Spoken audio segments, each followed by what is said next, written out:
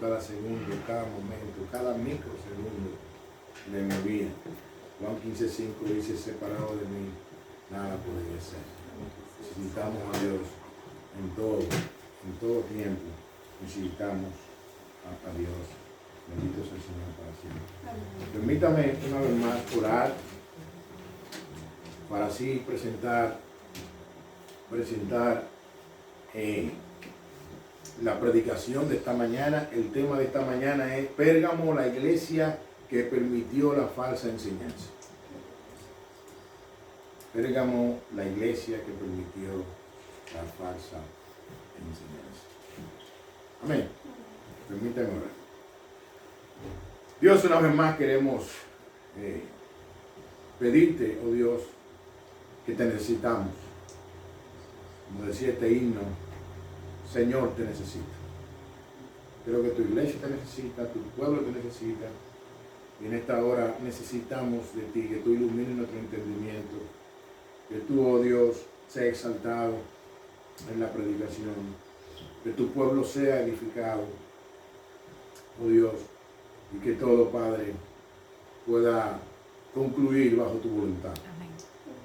Señor, oh Dios, tu iglesia te necesita. Necesita tu iglesia para que tú, oh Dios, nos conceda discernimiento para poder discernir, oh Dios, la verdad del error. Pero también tu iglesia necesita abundante gracia para poder corregir con gracia aquello que no anda bien. Padre, mira esta predicación, que tu Santo Espíritu nos use. Una vez más quiero pedir perdón por cualquier pecado, oh Dios, que he cometido delante de ti. Te pido como el salmista que me purifique con hisopo y seré limpio. Purifícame, limpia mis labios, mi mente. Examina mi corazón, mi vez hay perversidad en él, Señor, y guíame por el camino eterno, el camino recto. Señor, oh Dios, ayúdanos, Dios. Te necesitamos. Que tu nombre sea glorificado. Hoy, mañana y siempre. Que cada hermano o hermana que vendrá a ver este video, lo verá, tú le concedas también la bendición de ser edificado. Que tu iglesia pueda glorificarte una y otra vez. Gracias por los hermanos que están acá. Bendícenos, Dios. Y sé tú con nosotros, como hasta ahora tú lo estás haciendo. Son favores que te pido en Cristo Jesús. Amén. Bien. Pérgamo, la iglesia que permitió falsa enseñanza. Para eso vamos al texto, ¿verdad? Estamos en el capítulo 2 todavía. Y vamos a estar compartiendo el sermón en los versículos 12 al 17. Pero antes de entrar al texto, quisiera que prestáramos mucha atención, porque tengo mucha información sobre esta iglesia de Pérgamo.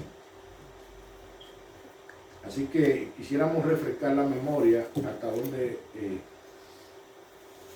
venimos, ¿verdad?, con este mensaje de las 7 iglesias. Y recordamos que nuestro primer sermón fue a la iglesia de Éfeso.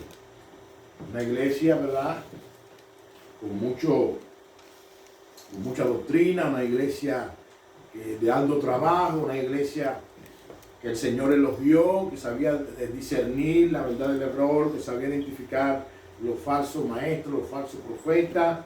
Pero es una iglesia que el Señor la amonesta y le dice, pero tengo contra ti que has perdido tu primer amor. Ese amor que muchos estudiosos entienden que es amor por Dios, amor por Cristo, amor por los hermanos, amor por la obra de Dios. Ese amor que cuando nosotros llegamos al Evangelio está como esa pasión ferviente en nuestra vida, pero que a través del caminar del tiempo como que va como menguando un poco.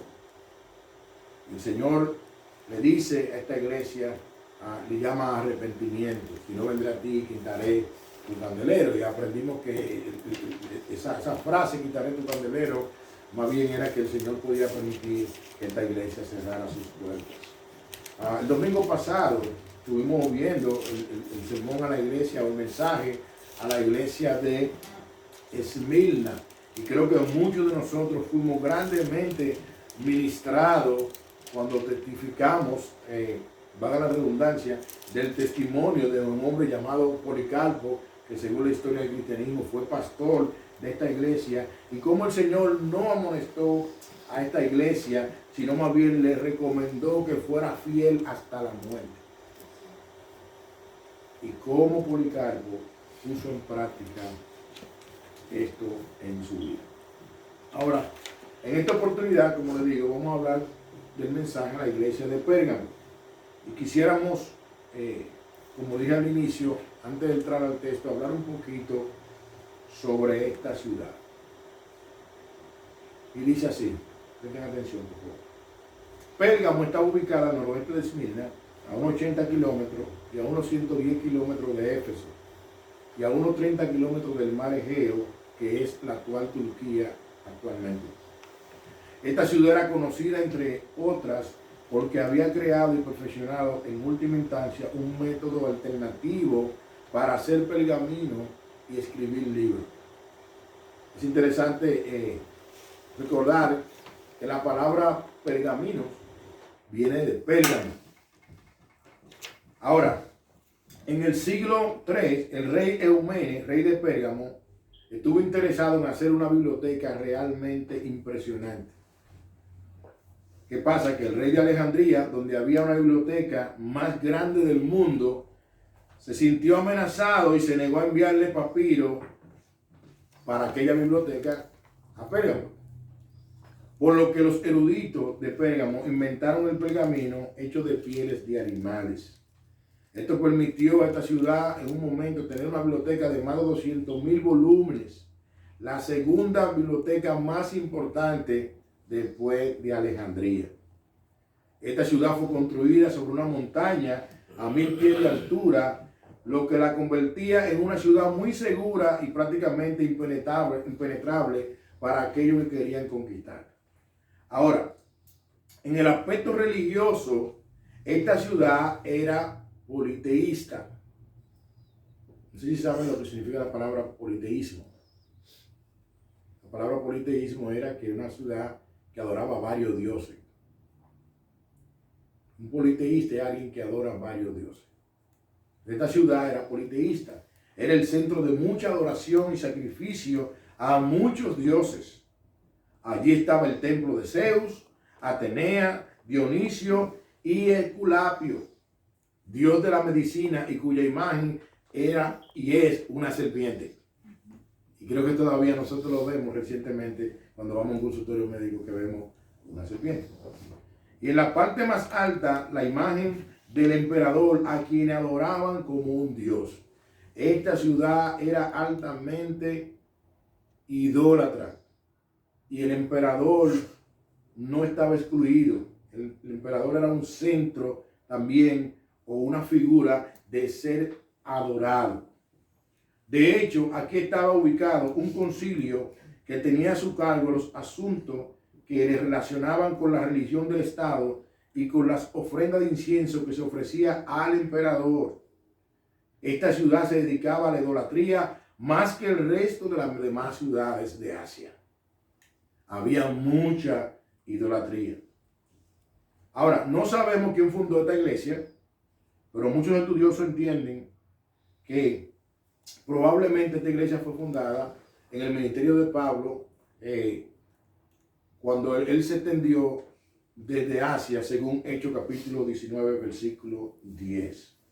Ahora, quizás muchos preguntarán, ¿por qué tanta información de esta ciudad, de su religión, de dónde estaba ubicada, de cómo era? Bueno, hermanos, es interesante que es una bendición cuando nosotros conocemos el contexto de las cosas para saber por qué se dicen las cosas y a quiénes se le dicen las cosas.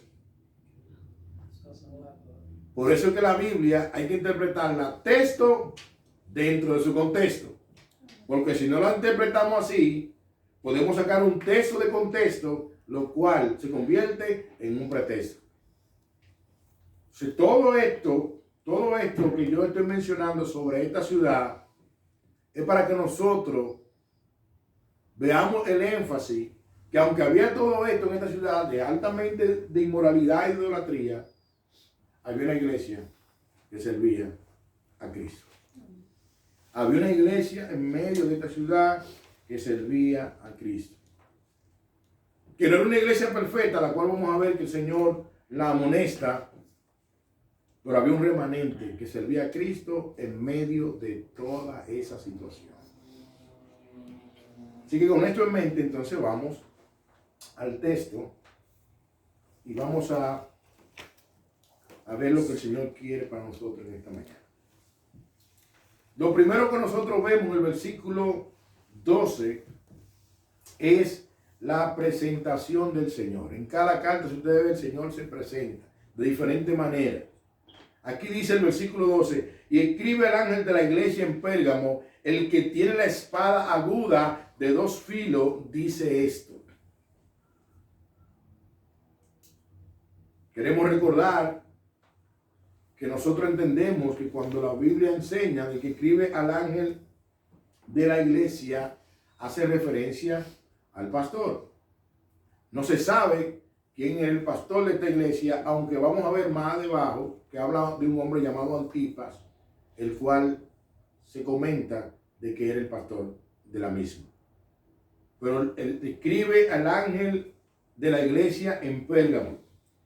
Ahora, ¿quién le escribe? La parte B del versículo 12 dice, el que tiene la espada aguda de 2 filos, dice esto. Es interesante resaltar que esta frase aparece en Apocalipsis capítulo 1, versículo 16, para describir a Cristo en la visión inicial de Juan. Permítame leerlo, versículo 16 del capítulo 1 de Apocalipsis. Dice, tenía en su diestra 7 estrellas. De su boca salía una espada aguda de 2 filos. Y su rostro era como el sol cuando resplandece en su fuerza. Pero también muchos estudiosos entienden que cuando vemos esta palabra, que salía la espada de su boca de 2 filos, hace una conexión con lo que enseña Hebreo capítulo 4, versículo 12. Y permítame citar, que dice, porque la palabra de Dios es viva y eficaz, y más cortante que cualquier espada de 2 filos, penetra hasta la división del alma y del espíritu y de la coyuntura y los tuétanos, y es poderosa para discernir los pensamientos y las intenciones del corazón. Una vez más, como veíamos en el cántico sobre la palabra de Dios, debemos resaltar que la palabra de Dios es poderosa. Amén. Y la misma puede penetrar a donde nosotros no podemos ver y discernir.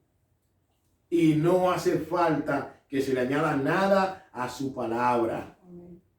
Iglesia bíblica, sola escritura, no hace falta añadirle nada a su palabra. Iglesia que va a ver este video, no hace falta añadirle nada a la palabra de Dios. Ella por sí misma son vivas y son eficaces. Amén. Y son poderosas. Amén. Son poderosas. Ahora, es también interesante resaltar que la palabra de Dios también la podemos ver en su faceta de juicio en el libro de Apocalipsis, capítulo 19, versículo 15 y versículo 21, en el contexto de Cristo cuando desciende del cielo para destruir a sus enemigos. Permítanme leerlo. Dice, de su boca sale una espada afilada para herir con ella a las naciones y las regirá con vara de hierro. Él pisa al lagar del vino del furor de la ira de Dios Todopoderoso, dice el 21, y los demás fueron muertos con la espada que salía de la boca del que montaba el caballo.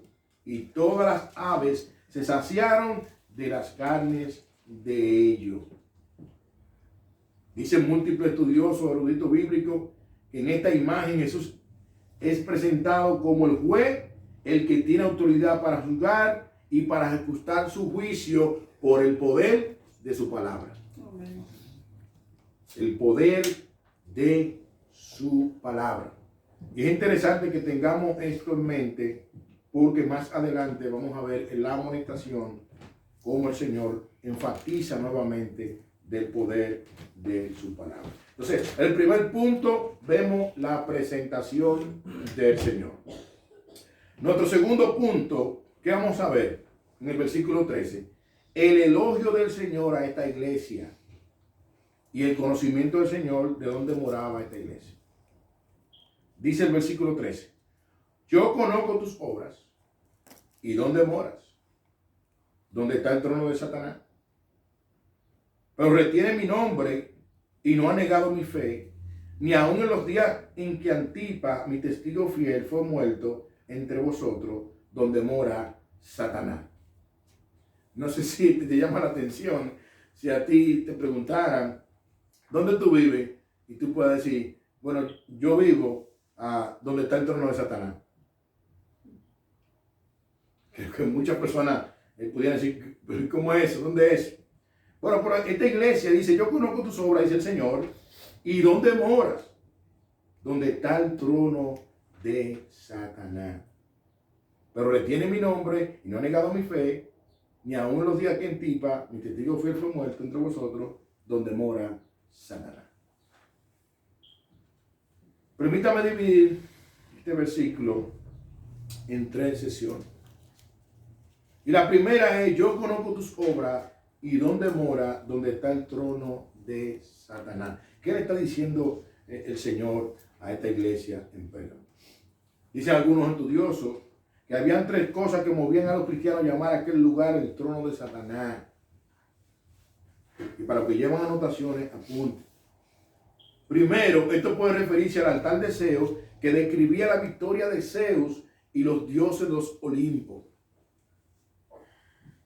Pero también algunos dicen que este lugar era un centro ocultista y de artes mágicas y que la gente venía aquí buscando sanación.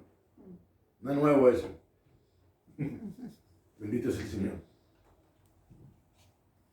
Allí se adoraba a Esculapio, el dios de la salud, y cuya insignia, repito nuevamente, era una serpiente. Y es interesante no pasar por alto que en Apocalipsis capítulo 12, versículo 9, el diablo es presentado como la serpiente antigua. Permítame leer ese versículo. El versículo 9 del capítulo 12 dice, y fue lanzado fuera el gran dragón, la serpiente antigua, que se llama Diablo y Satanás, el cual engaña al mundo entero, fue arrojado a la tierra y sus ángeles fueron arrojados con él. A Satanás se le llama la serpiente antigua. Otros hacen énfasis en que aquí era el centro del culto al emperador en Asia y como tal obligaban a la persona bajo pena de muerte a tomar el nombre Señor y aplicarlo al César. Al parecer, la adoración al emperador representaba la más grande amenaza para el cristianismo en Pérgamo. En fin, lo que nosotros podemos ver aquí, amados hermanos, era que había una gran idolatría en esta ciudad. Querían que se llamara al César Señor, pero los cristianos estaban convencidos que solamente hay un solo Señor y se llama Jesucristo. Amén. Ahora, la parte B de este versículo dice que esta iglesia, el Señor la elogia, le dice, pero retiene mi nombre y no ha negado la fe. En esta ciudad polisteísta, uno podía adorar al Dios que quisiera, según algunos comentarios, siempre y cuando adoraban también al emperador. Pero los cristianos no solo se rehusaban a adorar a Zeus, a Atenea, a Dionisio y a Esculapio, sino que también al emperador mismo. Los cristianos se oponían a adorar al emperador, reconociendo, reitero nuevamente una vez más, que solamente Jesucristo es el Señor. Esta iglesia, en medio de toda esta idolatría, retenía el nombre del Señor y no había negado su fe. En otras palabras, se mantenía firme aún en medio de idolatría y de inmoralidad. Como resultado, los cristianos eran marginados, rechazados y aún hasta muertos. Hermano, no es nada nuevo debajo del sol. Cuando tú y yo nos oponemos a un sistema que es contra Dios, No te sorprenda que te rechacen. No nos sorprendamos que nos rechacen. Los cristianos eran rechazados, eran marginados. Y aún algunos eran hasta muertos. ¿Cómo así, pastor? Bueno, la parte C del versículo 13 dice: Antipas sufrió la muerte en esta ciudad. Dice la parte C: ni aún en los días en que Antipas, mi testigo fiel, fue muerto entre vosotros, donde mora Satanás. Es interesante comentar que la historia de la iglesia registra que Antipas fue puesto en un cuenco de bronce y fue asado lentamente, precisamente por ser un testigo y un siervo fiel de Jesús y negarse a adorar al emperador. ¡Wow! Hermano, el testimonio de Policarpo para mí me dejó sin palabras. Y ahora, según lo que estamos leyendo, este testimonio de Antipas, y yo creo que todos hemos tenido experiencia en algún momento determinado, que hemos estado haciendo algo en la cocina y no hemos experimentado y no hemos quemado. Alguien le ha chispeado un aceite caliente o le ha caído una agua caliente. Y creo que todos experimentamos un asombro. Ahora imagínense a una persona que lo echen en una cuenca y lo hiervan en aceite, nada más y nada menos, por no negar el nombre de su Señor. Lo impactante de estos es cómo Cristo le llama a Antipas mi testigo fiel. Recuérdense que es el Señor que está paseándose en medio de esta iglesia, el Señor que estamos desnudos delante de Él y que nos conoce y oye como Cristo llama a Antipas mi testigo fiel. La palabra testigo es aquel que da testimonio fidedigno de una persona o una cosa. Antipas se mantuvo dando testimonio fidedigno del Señor. Y Cristo le llama mi testigo fiel. ¿Dónde Antipas fue testigo fiel de Cristo? Donde mora Satanás. En medio de idolatría, en medio de inmoralidad, Antipas y un grupo de hermanos y hermanas fueron testigos fieles del Señor Jesucristo. Lo que implica es que no importa el lugar donde tú y yo vivamos, donde nos encontremos, podemos ser fieles al Señor y permanecer firmes en las Escrituras y en lo que nosotros hemos creído. Podemos permanecer como firmes. Y déjeme decirle, hermano, que demos gloria a Dios por lo que Dios está haciendo con nosotros a través de estos mensajes. Porque estos mensajes son directamente para la iglesia. Para la iglesia. Estos hermanos, un remanente permaneció firme. Y Cristo menciona a Antipas como testigo fiel. No importa la adversidad, no importa lo que tú puedas estar pasando, recordemos que el Señor ha prometido estar con nosotros todos los días hasta el fin del mundo.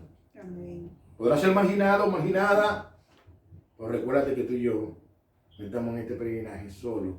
El Señor está con nosotros. Nuestro refugio es el Dios de Jacob. Amén. Amén.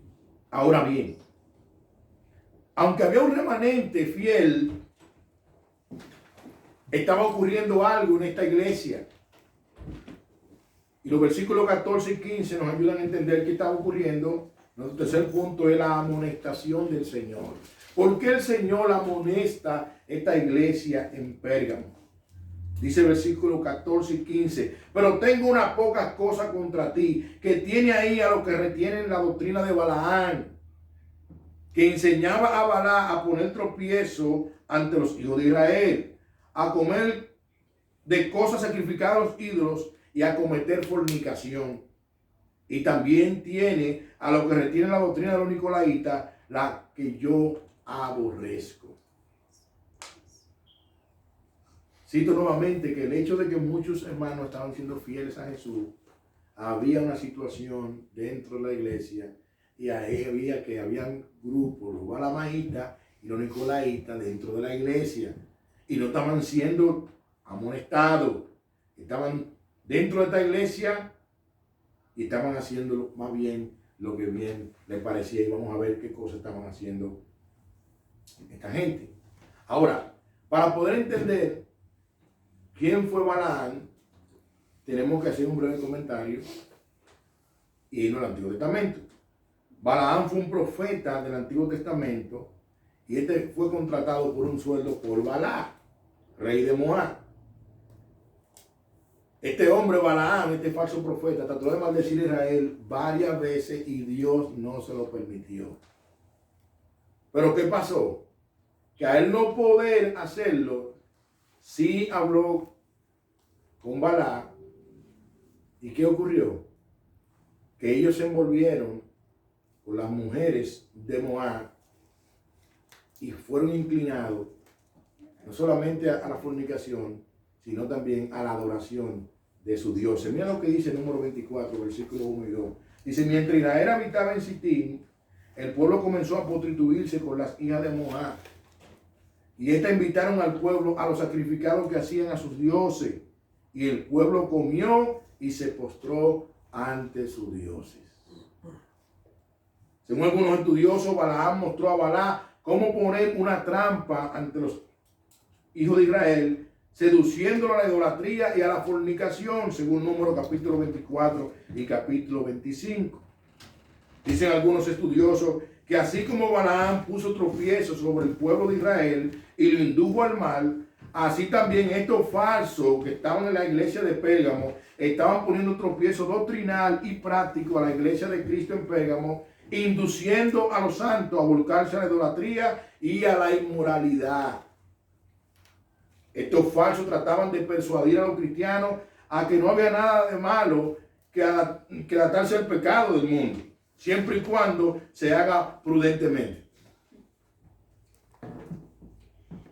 Y no sé si tú has escuchado gente que te dice a ti, no, yo no le hago nada malo a nadie. Yo me doy mi traguito prudentemente en mi casa. El asunto está que cuando tú escuchas la noticia, cuando hacen referencia al alcohol, dicen que el alcohol es perjudicial para la salud. Y tú dices, no, yo no le hago nada malo a nadie, te está haciendo daño a tú mismo. Y en la botella atrás está eso, ese enunciado. El alcohol es perjudicial para la salud. Aunque tú entiendas que no te está haciendo daño a nadie, te está haciendo daño tú mismo. Yo tomé alcohol, yo en otro tiempo fui cristiano y escuchaba ese anuncio, pero en mi ceguera espiritual yo lo conseguía consumiendo. Pero Cristo, cuando te trae a libertad y te liberta, te ayuda a entender que la verdadera felicidad no es el alcohol, sino que la verdadera felicidad la da uno solo y se llama Jesucristo. Amén. Y la da gratis. Amén. Y en lugar de hacernos daño, Cristo lo que quiere es restaurar nuestra vida y sobre todo regalarnos vida eterna cuando salgamos de este lado de la eternidad. Amén. Esta gente estaban infundiendo esto, pero el Señor la amonesta a la iglesia. ¿Por qué? Porque no estaban haciendo amonestada, había falsa enseñanza dentro. Pero también estaban los nicolaitas. El hermano William McDonald comenta sobre esta enseñanza de este grupo y dice, y cito, que este grupo enseñaba que los que estaban bajo la gracia eran libres para practicar la idolatría y darse al pecado sexual, básicamente la misma línea que los balamitas. Oye, estos grupos dentro de la iglesia de Pérgamo estaban diciendo eso. Hermano, somos salvados por la gracia, y es cierto. Pero no es menos cierto que tú y yo estamos llamados a buscar la santidad de Dios. Amén. A anhelar la santidad de Dios. A orar por la santidad de Dios. ¿Fallamos diariamente? Sí. Pero la meta es ser como Cristo. Amén. Y tenemos que decirle al Señor una y otra vez como decíamos en esa alabanza, Señor, yo te necesito cada segundo, cada momento, cada instante. Yo sé que mi pecado, tu gracia es más, pero al venir la tentación, yo te necesito para buscarte a ti, para buscar tu rostro. ¿Por qué? Porque Dios aborrece el pecado. Dios aborrece el pecado. Entonces, estos balamitas y estos nicolaitas estaban dentro de esta iglesia del Señor. ¿Y qué pasó? Que parece ser que se estaba dando lo mismo que pasó en 1 Corintios capítulo 5, cuando dice el apóstol Pablo, escribiéndole a esta iglesia, que había un joven que estaba viviendo con su madrastra y dentro de la iglesia, y ¿sabe qué? La iglesia no lo estaba molestando. Y cuando Pablo se dio cuenta, dijo, el tal se ha entregado a Satanás. En otras palabras, ser expulsado de la iglesia y quede fuera de los privilegios de la iglesia. Aunque vemos más adelante que se arrepintió y fue restaurado y volvió a la iglesia. Pero Pablo, cuando vio eso, amonestó a la iglesia de Corinto. Porque la iglesia de Corintios no estaba haciendo nada. Y asimismo, esta iglesia de Pérgamo, aunque habían hombres fieles a Jesucristo, estaban los balamitas, estaban los nicolaitas, esta iglesia no estaba haciendo nada. Por eso es interesante, hermano, que el Señor pelea por su iglesia. Amén. Gloria a Dios. El Señor está pendiente de su iglesia. El Señor habla a su iglesia. El Señor habla a su iglesia. Amén. ¿Y qué hizo el Señor con esta iglesia? Cuarto punto, que lo llamó a arrepentimiento. Y es interesante, hermano, que nosotros entendamos que cuando leemos la Biblia y la predicación bíblica, el objetivo es para guiarnos en arrepentimiento. Amigo que está aquí, es Dios que llama a que cada hombre se arrepienta. No es un pastor, no, es Dios que llama a que cada hombre, cada mujer que no sirve a Cristo, venga a Cristo en arrepentimiento. ¿Y qué es arrepentimiento? Simple y llanamente cambiar de manera de pensar y volverse a Dios. Entonces el Señor llama a esta iglesia a arrepentimiento, versículo 16. Por tanto, arrepiéntete, pues si no, vendré a ti pronto y pelearé contra ellos con la espada de mi boca. Otra vez. Repito nuevamente. Por tanto, por cuanto estos hombres están metidos ahí con esta falsa enseñanza, arrepiéntete, pues si no, vendré a ti pronto y pelearé contra ellos con la espada de mi boca.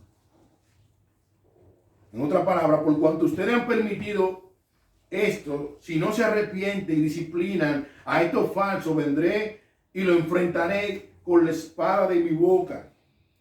La palabra arrepentimiento, repito nuevamente, denota un cambio de mente que tiene como resultado un cambio de conducta. La palabra arrepentimiento denota un cambio de mente que como resultado hay un cambio de conducta, de una manera de un vivir diferente, de una manera de vivir, de una manera que agrade a Dios.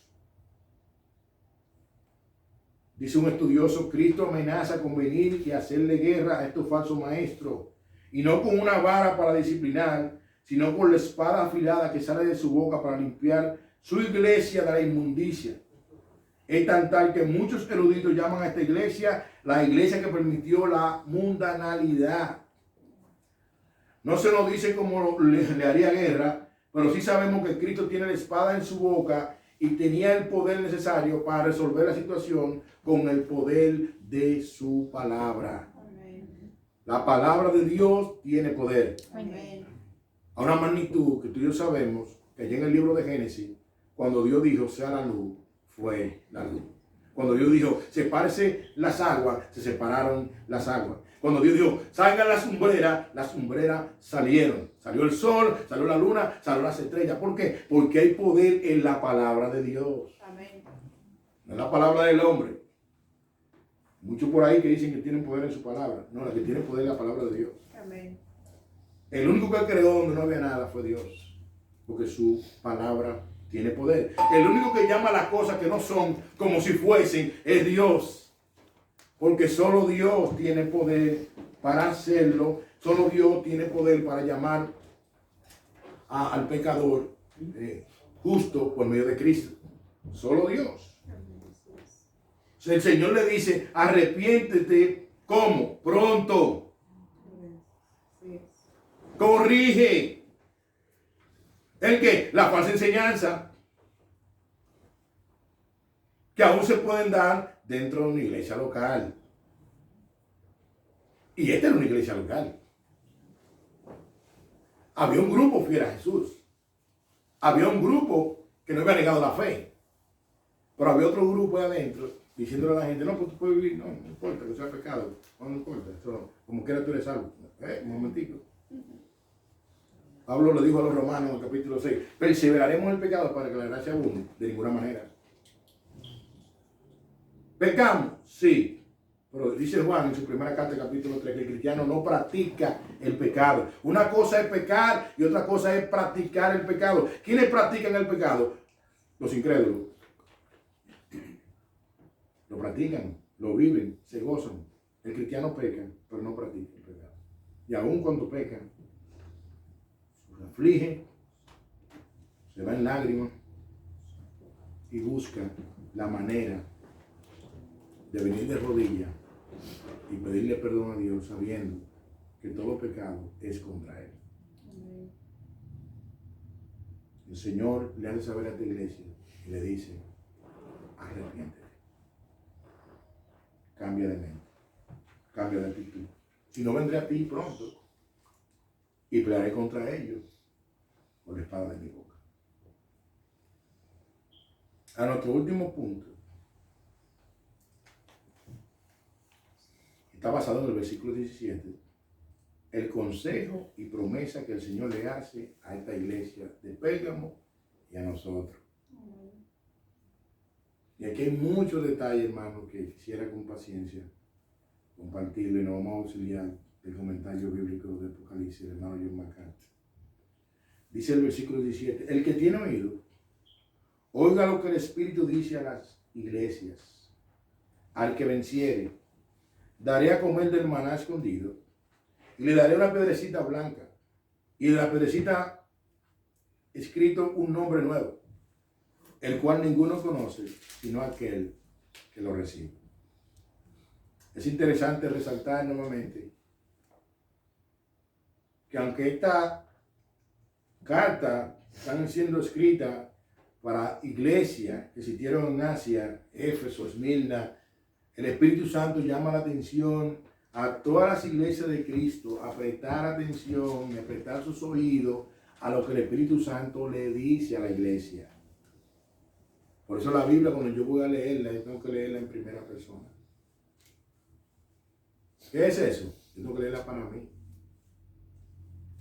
Pero cuando yo me congrego, yo tengo que ir con la actitud de, Señor, ¿qué tú quieres hablar a mi vida?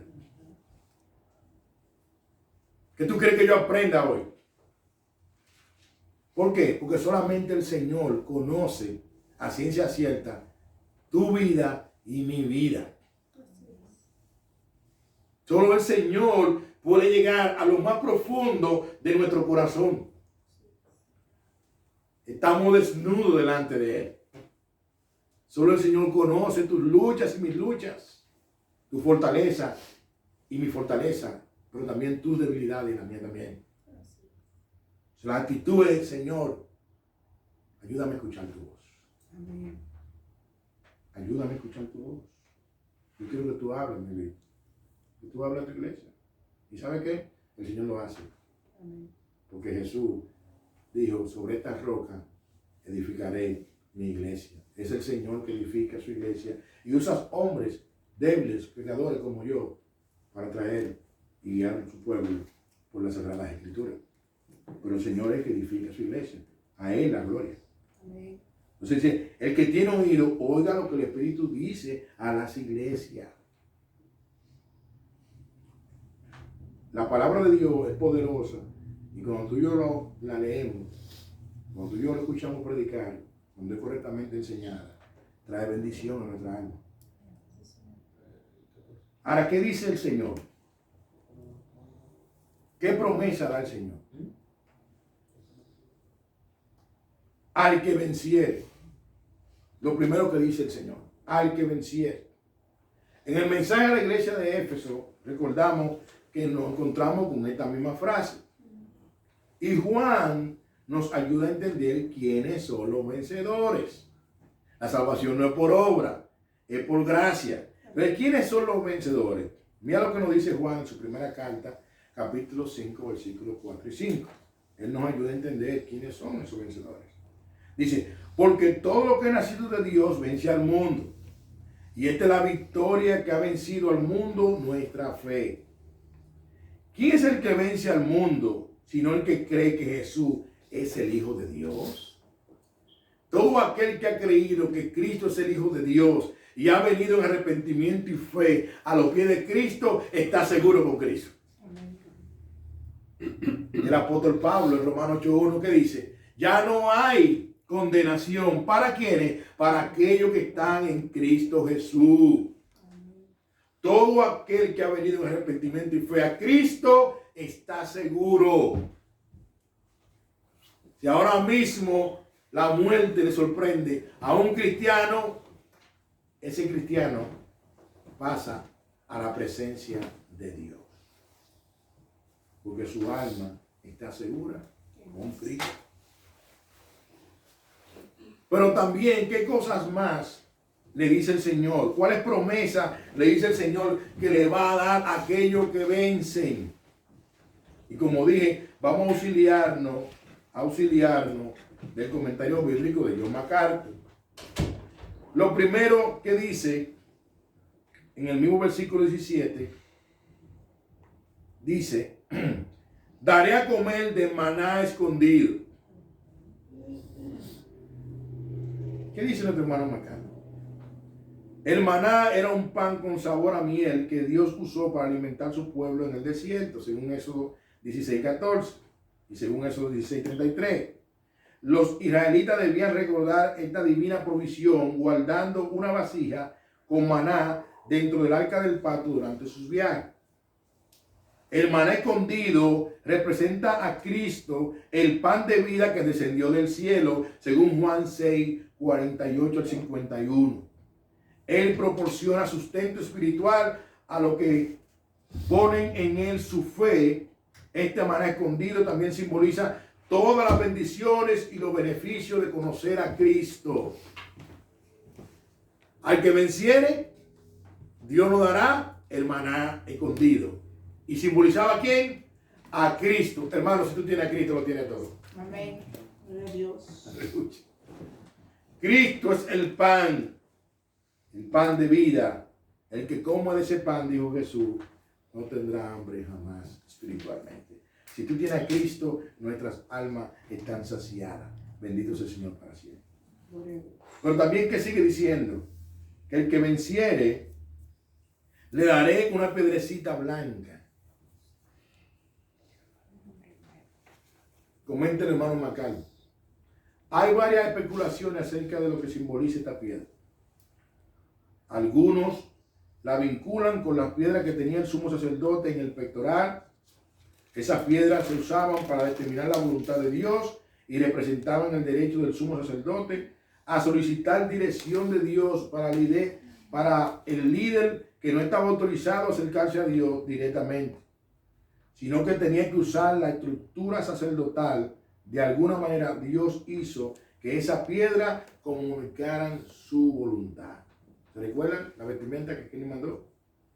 Otros eruditos identifican esta piedra como un diamante, la más preciosa de las piedras, simbolizando el precioso regalo de la vida eterna que Dios da a los creyentes.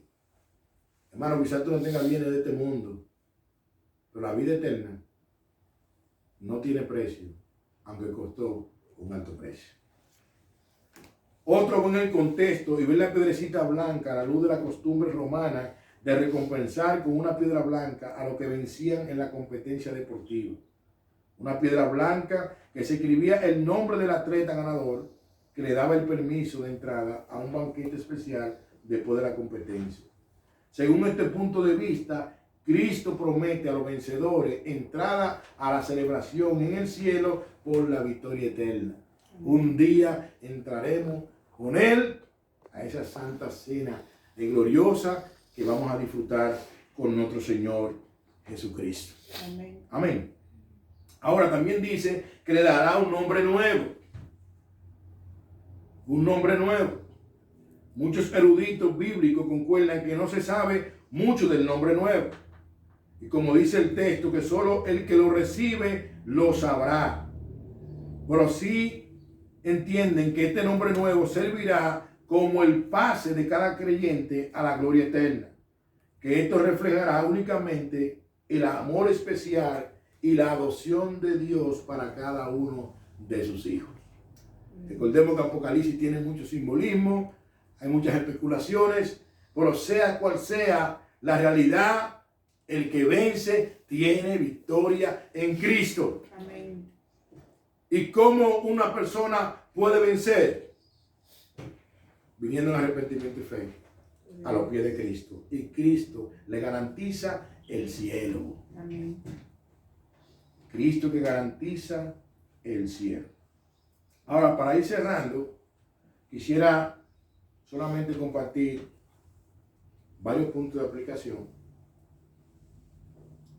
de lo que pudimos ver en el mensaje de la iglesia de Hebreo. Y el primer punto, recordar que no importa que la iglesia local, nosotros como iglesia, también estemos en el sector más mal, en una urbanización, en un barrio que tiene una reputación no adecuada. Cristo sabe dónde tú y yo vivimos. Amén. Y Él conoce nuestras persecuciones, Él conoce nuestras tribulaciones, Él conoce nuestras tentaciones. El Señor está pendiente de su iglesia. Amén. Pero esta iglesia, a pesar de que moraba en el trono de Satanás, había un remanente que permaneció fiel. ¿A qué? A su fe y al nombre de Cristo. Si ahora mismo tú haces un levantamiento, mucha gente te pregunta, ¿no tú vives en Providence? Providence. Sí, porque esto está como dividido por sectores. Cuando tú hablas de ir Providence y hablas de North Providence, no es la misma reacción cuando tú dices que vive en Providence. Es como tú estás comentando sobre las escuelas. No es lo mismo cuando tú dices, ¿la escuela de Providence cómo son? A veces la gente dice, son un poquito complicadas. Pero ahí Providence, esas son mejores. Pero hermanos y hermanas, no importa el lugar donde estemos. Estamos llamados a permanecer firmes en nuestra fe. Amén. Amén. Si persiguieron a Cristo, también van a perseguir a aquellos seguidores de Cristo. La Biblia nos enseña que el que quiere vivir piadosamente recibirá persecución. Si persiguieron a Cristo, asimismo perseguirán a aquellos que están tras la pisada del Maestro. Si Cristo fue crucificado, hermanos y hermanas, no espere flores. No esperemos flores. No, esperemos rechazo. Esperemos cuestionamiento. Lamentablemente aún, a veces, de nuestra propia familia. No importa que la iglesia local nosotros estemos donde estemos. Allá al lado de un altar, no importa. No importa. Estamos llamados a ser fieles como Antipas. Wow, ¿qué sería de nosotros si el Señor dijera, Judas, mi testigo fiel?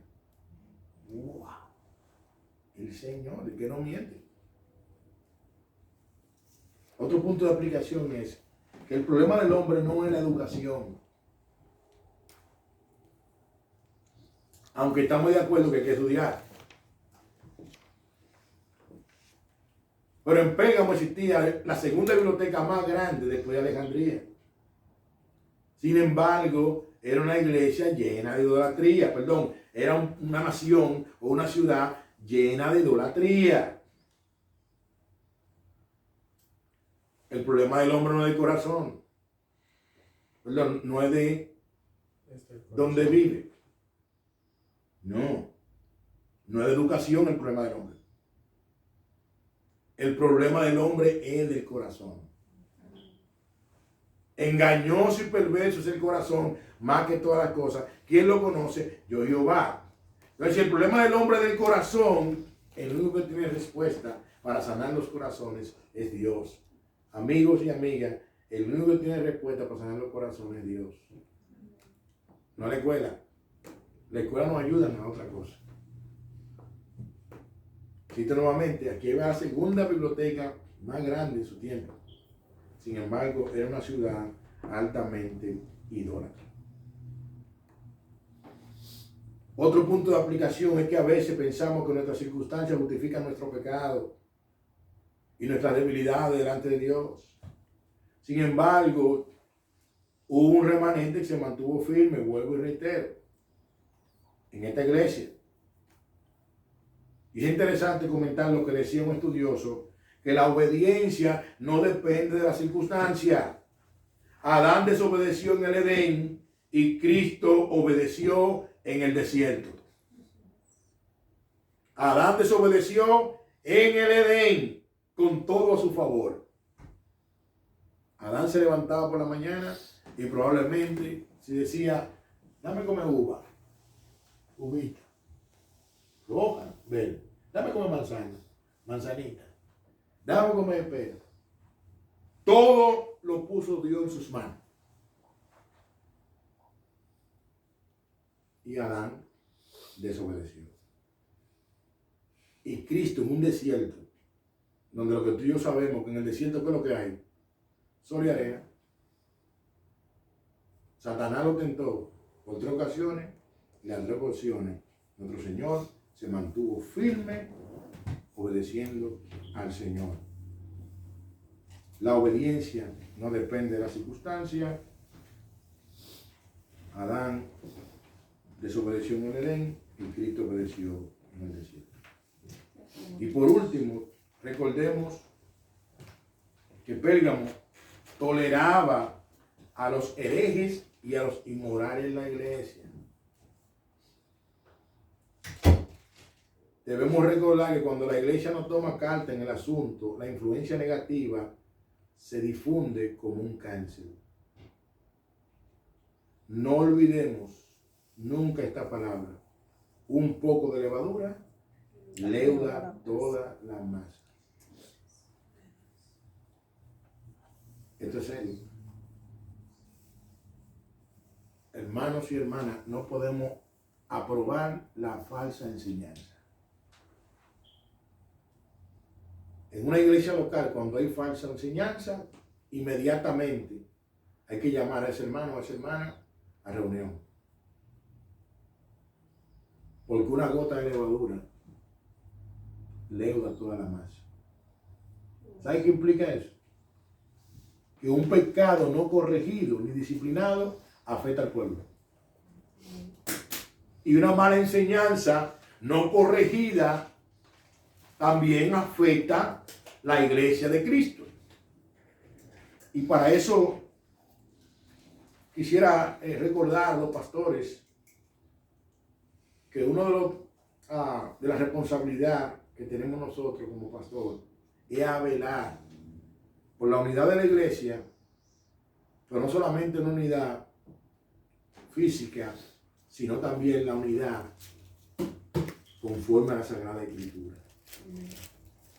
La Biblia nos exhorta, nos amonesta a que nosotros procuremos la unidad de la iglesia, pero también la pureza de la iglesia. El uso del pantalón no es pecado, no, pero vamos a ver cómo nosotros lo vamos a usar. Tanto el hombre como la mujer, que estamos llamados todos a vestir con pudor y con modestia. Sea un pantalón, sea una falda, sea un vestido, sea cualquier prenda de vestir, pudor y modestia, hombres y mujeres. Estamos llamados a guardar la pureza dentro de la iglesia. Nosotros no creemos en el eso no es nada. No, un momentico.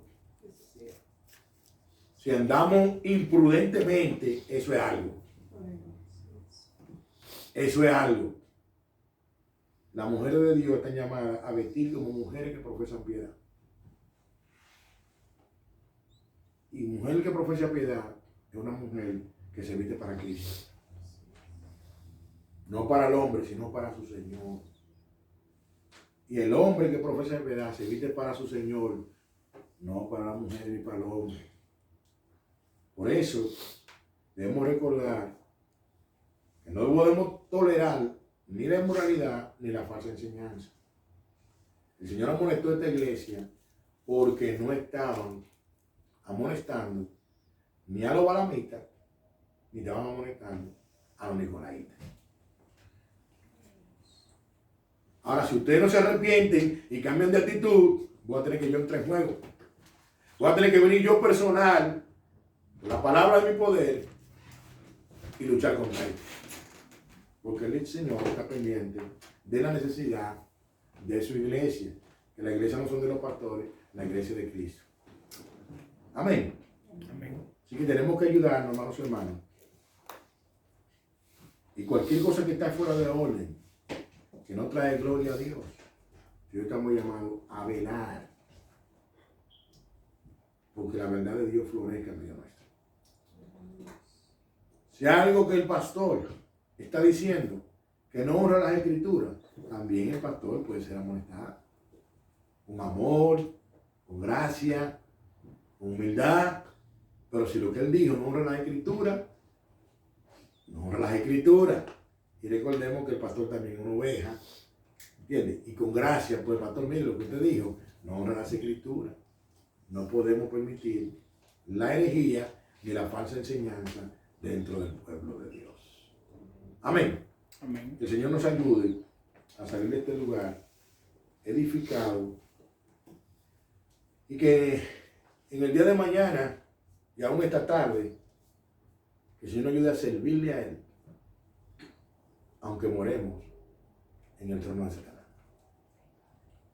El Señor nos ayude a permanecer firmes en lo que hemos creído, en nuestro trabajo, en nuestra familia, donde quiera, que su nombre sea exaltado, que su evangelio sea modelado, que su evangelio sea predicado y que nosotros podamos permanecer firmes en lo que hemos creído. Amén. Aunque vengan vientos, aunque vengan tormentas, aunque vengan persecuciones, aunque vengan murmuraciones contra nosotros, permanezcamos firmes en la verdad de Dios, que es Cristo. Amén. Y mientras permanezcamos firmes en la verdad de Dios, que es Cristo, la roca de nuestra salvación, ¿sabe qué? Por más viento que venga, tu casa y mi casa, si la está construyendo en esa roca, no será destruida. Amén. Amén. Oremos. Señor, gracias por la bendición que tú nos das de poder compartir tu palabra. Padre, ayúdanos, Dios, a servirte, no importa el lugar. Concédenos la gracia y la fuerza y la sabiduría para apartarnos de aquellas cosas que no traen honra y gloria a tu nombre. Gracias, Dios, por esta mañana. Gracias por esta exhortación. Si hemos permitido situaciones a veces que no traigan gloria a tu nombre, yo quiero pedirte perdón y venir en arrepentimiento de la misma manera que tú le solicitaste arrepentimiento a esta iglesia de Pérgamo. Señor, perdónanos, Dios, por cualquier inmoralidad que nosotros hemos practicado. Perdónanos, Señor, oh Dios, por cualquier falsa enseñanza que hemos dicho. Señor, perdónanos, Dios. Y ayúdanos, Dios, a permanecer firme, no importa los vientos que vengan en este lado de la eternidad. Gracias porque no estamos solos. Y si tú estás con con nosotros, ¿quién contra nosotros? Bendito Dios. Que cada hermano y hermana salgamos de aquí de este lugar fortalecido. Y que podamos ser un instrumento de bendición para corregir con gracia las malas enseñanzas. Nos podamos pastorear los unos a los otros y ayudarnos los unos a los otros. Y amarnos los unos a los otros y sobrellevar las cargas los unos a los otros. Gracias por esta mañana. Gracias por tu bendición. Ayuda, oh Dios, a aquellos que no te conocen a entender que Cristo es la única esperanza. Son favores que te pido en Cristo Jesús. Amén.